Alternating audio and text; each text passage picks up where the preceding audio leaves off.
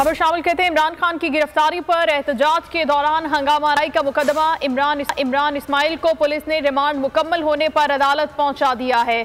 अब्दुल हसीब से मजीद जानेंगे। जी अब्दुल हसीब।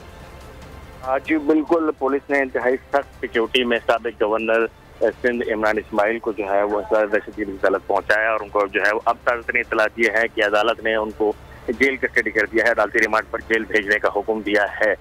तो जो तफ्तीशी अफसर है उनकी जानिब से अदालत से सजा की गई थी कि जिस्मानी रिमांड में तौसील की जाए, ताहम अदालत ने वो सजा मुस्तरद की है और इमरान इस्माइल को जेल भेजने का हुक्म दिया है।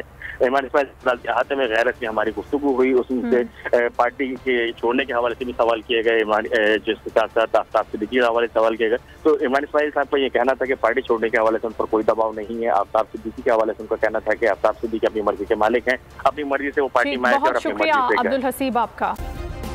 सब्सक्राइब करें और बेल दबाएं ताकि कोई खबर रह न जाए।